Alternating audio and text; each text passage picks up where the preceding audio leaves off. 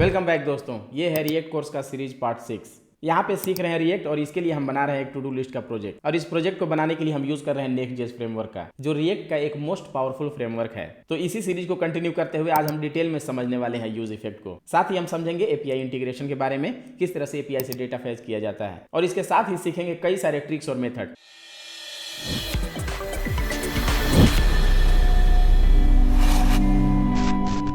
आज हम समझने वाले हैं यूज इफेक्ट को। इसके लिए हमें इंटीग्रेट करना होगा एपीआई।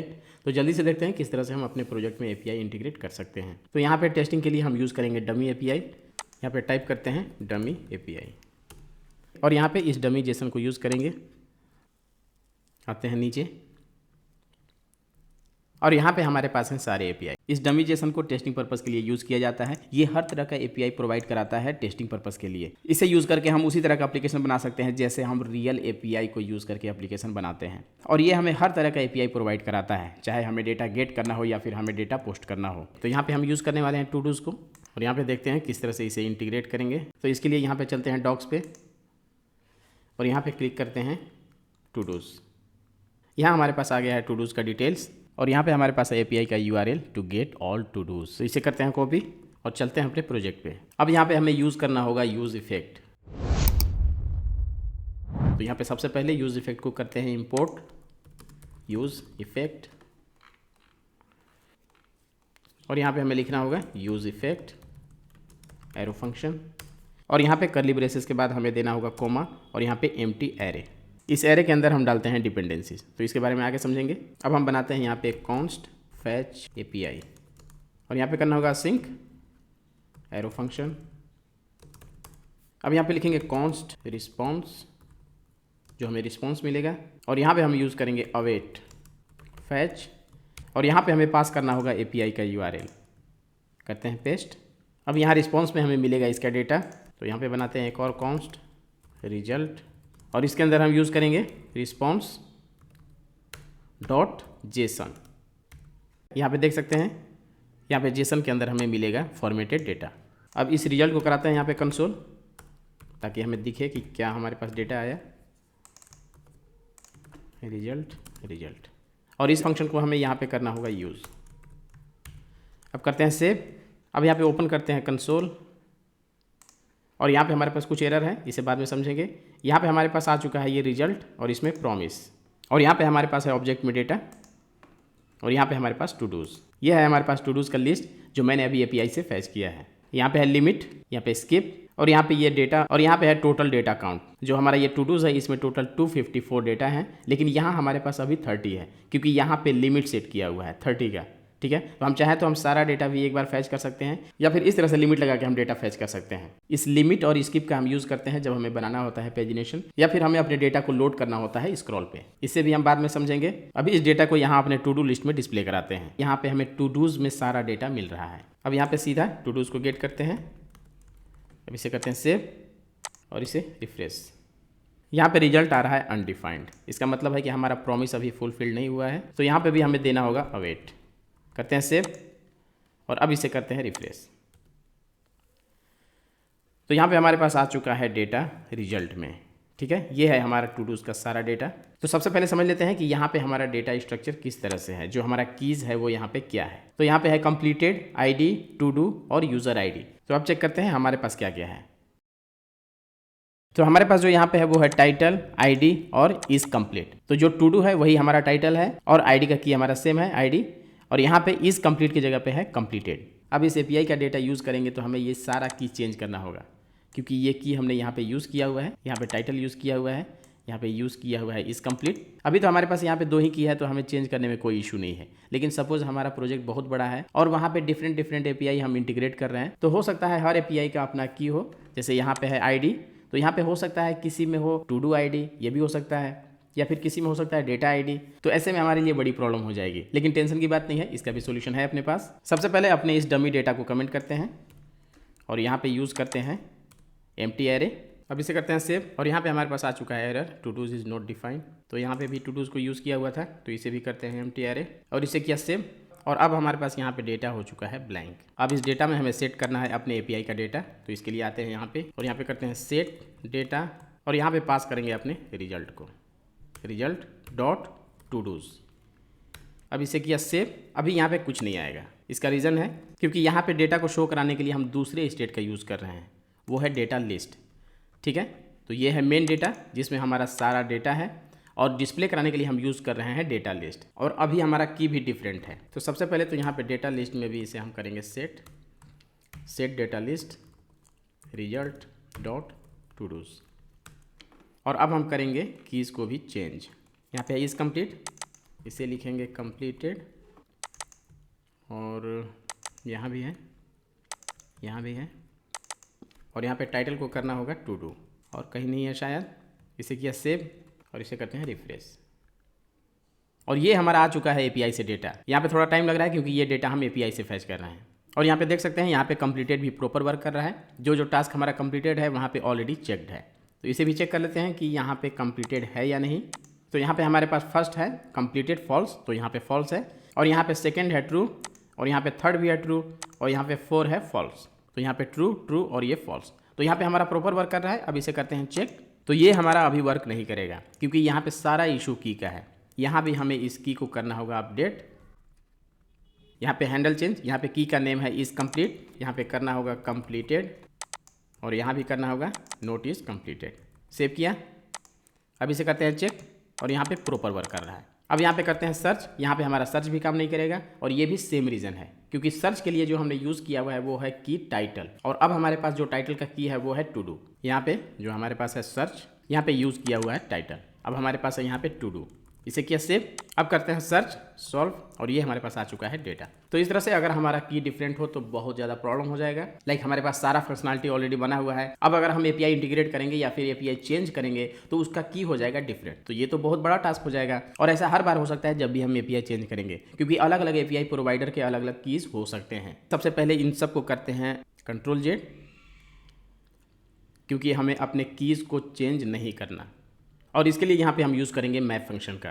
तो यहाँ पे सबसे पहले लिखेंगे कॉन्स्ट अपडेटेड डेटा, और यहाँ पे लिखेंगे result todos dot map. यहाँ पे पास करेंगे आइटम एरो फंक्शन, और यहाँ पे ब्रैकेट, और फिर यहाँ पे कर्ली ब्रेसेस, और यहाँ पे हमें पास करना होगा सारा आइटम जिसे हम अपडेट नहीं करने वाले।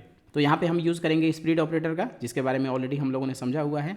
डॉट डॉट डॉट आइटम, और फिर यहाँ पे हम देंगे अपने की का नेम जिसे हमें अपडेट करना है। यहाँ पे लिखेंगे टाइटल, जो कि हमारा यहाँ पे की है, और यहाँ पे टाइटल के अंदर हम क्या पास करने वाले हैं, यहाँ पे पास करने वाले हैं आइटम डॉट टू डू, जो हमारा की आ रहा है टाइटल का। और फिर हम यहाँ पे करेंगे इज़ कंप्लीट, जिसके अंदर हमारा टास्क का स्टेटस है ट्रू फॉल्स, और यहाँ पे हम पास करेंगे आइटम डॉट कंप्लीटेड, जो हमें मिल रहा है एपीआई से। अब ये हो गया हमारा कंप्लीट। अब इसको करेंगे हम अपने डेटा में सेट। अब इसे किया सेव, और यहाँ पे हमारे पास आ चुका है डेटा। अब हमारा सारा फंक्शनलिटी प्रॉपर वर्क करेगा जो भी हमने इंटीग्रेट किया हुआ है, क्योंकि यहाँ पे की अपडेट नहीं हुआ है। तो यहाँ पे करते हैं सर्च सॉल्व, और ये प्रॉपर वर्क कर रहा है। ठीक है, तो ये हमारा सर्च भी प्रॉपर वर्क कर रहा है। अब करते हैं सॉर्टिंग, सॉर्ट बाई आईडी। तो ये sort by ID proper work कर रहा है। यहाँ पे सॉर्ट बाई टाइटल भी यहाँ पे प्रॉपर वर्क कर रहा है। तो इस तरह से हमने इंटीग्रेट कर लिया है एपीआई को अपने टू डू लिस्ट में। अब यहाँ पे हम ऐड करेंगे, और हमारा ऐड भी प्रॉपर वर्क करेगा। यहाँ पे किया टास्क न्यू, किया ऐड, और यहाँ पे ऐड हो चुका है टास्क न्यू डेटा। ठीक है, यहाँ पे आ चुका है। यहाँ पे किया टास्क 2, और ये भी हमारा हो चुका है ऐड टास्क 2। तो इस तरह से हमारा सारा फंक्शनलिटी प्रॉपर वर्क कर रहा है। तो यूज इफेक्ट क्या होता है इसे थोड़ा सा समझ लेते हैं। सपोज यहाँ पे मैंने किया रिफ्रेश, और यहाँ पे ये कोड चला यूज इफेक्ट का, और यहाँ पे डेटा फैच का सारा लॉजिक चला, और यहाँ पे स्क्रीन पे आ गया हमारे पास डेटा। मेनली हम 4 तरह से यूज़ इफेक्ट को यूज़ करते हैं। सबसे पहला होता है जो एवरी रेंडर पे रन करता है, और इसके लिए हम यूज़ करते हैं यूज़ इफेक्ट एरो फंक्शन। और यहाँ पे हम डिपेंडेंसी एरे नहीं देते हैं। यहाँ पे ना कोई डिपेंडेंसी देते हैं, ना ही डिपेंडेंसी का ब्लैंक एरे ऐड करते हैं। इससे क्या होता है कि इससे जब जब हमारा कंपोनेंट रेंडर होगा हमारा ये यूज़ इफेक्ट भी चलेगा। इसके अंदर हम जो भी कोड लिखेंगे वो एवरी रेंडर पे रन होगा। यूज़ इफेक्ट को यूज़ करने का दूसरा तरीका होता है runs only once on mount. ठीक है, जब हमारा कंपोनेंट पहली बार रेंडर होगा तो यूज़ इफेक्ट चलेगा, और इसके बारे में ऑलरेडी हम लोगों ने यहाँ पे समझ लिया है। इस तरह से जब हम यूज़ इफेक्ट को लिखेंगे तो ये जब कंपोनेंट माउंट होगा तो एक बार ये कोड चलेगा। तो इसमें यहाँ पे हमें ऐड करना होता है ब्लैंक डिपेंडेंसी एरे। तो इसे लिखने का तरीका ये है यूज़ इफेक्ट एरो फंक्शन, और यहाँ पे हम ऐड करते हैं ब्लैंक डिपेंडेंसी एरे।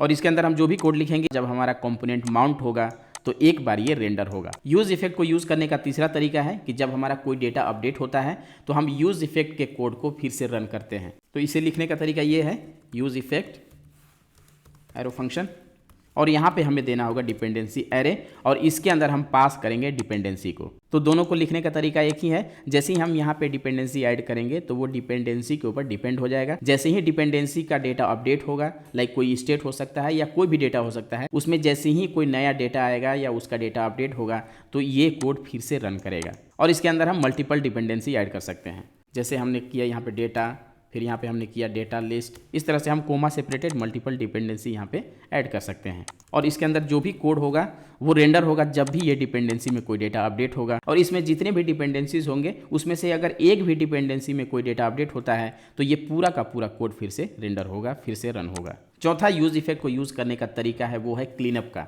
इसे यूज किया जाता है जब हमारा कंपोनेंट अनमाउंट होने वाला होता है। तो इसे लिखने का तरीका कुछ इस तरह से है, यूज इफेक्ट, और यहाँ पे हमें देना होगा डिपेंडेंसी का एरे जो कि होगा ब्लैंक, और यहाँ पे हम अपना कोड करेंगे जैसे हम यूज इफेक्ट यूज़ करते हैं। और यहाँ पे हमें लिखना होगा रिटर्न, और यहाँ पे बनाना होगा एक एरो फंक्शन। और यहाँ पे जो हम कोड करेंगे वो कोड उस समय रन होगा जब हमारा कंपोनेंट अनमाउंट होने वाला होगा। अनमाउंट होने से जस्ट पहले हम इसे ट्रैक कर सकते हैं कि अब हमारा कंपोनेंट अनमाउंट होने वाला है। तो ये है यूज इफेक्ट को यूज करने का मेनली 4 तरीका। अगर हम इसे रिएक्ट के क्लास कंपोनेंट के लाइफ साइकिल मेथड से कंपेयर करें तो ये है कंपोनेंट डिड माउंट और कंपोनेंट डिड अपडेट का कॉम्बिनेशन। ये है कंपोनेंट डिड माउंट, ये है कंपोनेंट डिड अपडेट, और ये है कंपोनेंट विल अनमाउंट। ऑलरेडी हम लोगों ने इसे समझ लिया है। अब हम समझने वाले हैं डिपेंडेंसी के साथ। उसके बाद हम आने वाले वीडियो में देखेंगे किस तरह से हम इस मेथड का यूज़ करते हैं। और ये जो हमारा फर्स्ट वाला तरीका है इसका यूज़ ज़्यादा होता नहीं है क्योंकि ये एवरी टाइम रन करता है, एवरी रेंडर पे रन करता है। अगर हमें किसी डिपेंडेंसी के साथ रेंडर करना है तो हम ये तरीका यूज़ करते हैं, तो इसका इतना यूज़ नहीं किया जाता। तो आइए अब देखते हैं यूज़ इफेक्ट को डिपेंडेंसी के साथ कैसे यूज़ किया जाता है। तो इसे समझते हैं। अभी मैंने क्या किया हुआ है कि यहाँ पे सेट डेटा हर जगह पास किया हुआ है। इसके बारे में मैंने लास्ट वीडियो में डिस्कस किया था। यहाँ पे हर बार हमें जाके सेट डेटा लिस्ट में भी डेटा को सेट करना पड़ रहा है। इससे पहले इस कोड को थोड़ा सा और रिफाइन कर लेते हैं। यहाँ पे यूज़ करते हैं ट्राई,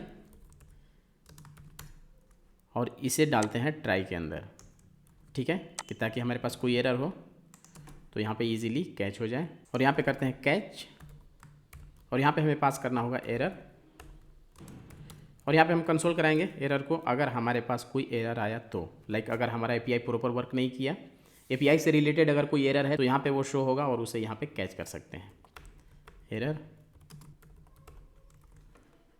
अब यहाँ पे देखेंगे किस तरह से हम यूज़ इफेक्ट के अंदर डिपेंडेंसी को यूज़ कर सकते हैं। तो यहाँ पे लिखेंगे यूज़ इफेक्ट, यहाँ पे एरो फंक्शन, और यहाँ पे डिपेंडेंसी एरे। अब इसके अंदर हम पास करेंगे डेटा को, और यहाँ पे हम करेंगे सेट डेटा लिस्ट, और यहाँ पे हम पास करेंगे डेटा। अब हमें यहाँ डेटा लिस्ट में इस डेटा को अपडेट करने की ज़रूरत नहीं है, इसे यहाँ से कमेंट करते हैं। अब जब भी इस डेटा में कोई भी नया डेटा आएगा तो ये यूज़ इफेक्ट चलेगा और यहाँ पे सेट डेटा लिस्ट में ये अपडेट हो जाएगा। देखते हैं इसे और कहाँ पे यूज़ किया हुआ है। यहाँ पे इसे यूज़ करने की ज़रूरत नहीं है क्योंकि यहाँ पे ऑलरेडी हम इस डेटा को अपडेट कर रहे हैं, और जैसे ही ये डेटा अपडेट होगा तो यहाँ पे ये यूज़ इफेक्ट चलेगा और हमारा सेट डेटा लिस्ट हो जाएगा अपडेट। और देखते हैं और कहाँ पे इसे यूज़ किया है, और किया है हैंडल ऐड टास्क में, तो यहाँ भी हमें करने की ज़रूरत नहीं है, और अपडेट में भी हमें करने की ज़रूरत नहीं है क्योंकि यहाँ भी हम अपने डेटा को कर रहे हैं अपडेट। यहाँ हैंडल डिलीट से भी इसे हटाएंगे, और यहाँ पे सर्च में हमें करना होगा इसे यूज़, क्योंकि यहाँ पे हम डेटा को अपडेट नहीं कर रहे हैं, यहाँ पे हम सेट डेटा लिस्ट को ही अपडेट कर रहे हैं, ठीक है। तो यहाँ पे हमें छोड़ना होगा और सॉर्टिंग को भी हमें छोड़ना होगा। तो यहाँ पे हमें यूज़ करना होगा सेट डेटा लिस्ट, और यहाँ पे भी सॉर्टिंग बाय आईडी भी, यहाँ भी हमें इसे छोड़ना होगा। अब इसे करते हैं सेव, और हमारा रिजल्ट होगा सेम। अब ये हमारा डेटा आ चुका है। अब मैंने यहाँ पे किया सर्च सॉल्व, और ये हमारा प्रॉपर वर्क कर रहा है। सॉर्टिंग किया, सॉर्टिंग भी प्रॉपर वर्क कर रहा है। Sort by title proper work कर रहा है। यहाँ पे करते हैं नया आइटम ऐड, न्यू टास्क किया ऐड, और यहाँ पे आ चुका है हमारे पास ये नया टास्क, और इसका स्टेटस भी करते हैं अपडेट। तो ये सारा प्रॉपर वर्क कर रहा है। इसे किया एडिट 222 अपडेट, और ये अपडेट हो चुका है। तो यहाँ पे सारा फंक्शनलिटी प्रॉपर वर्क कर रहा है। तो इस तरह से हम यूज़ कर सकते हैं अपने यूज़ इफेक्ट को उसके अंदर डिपेंडेंसी डाल के, ठीक है।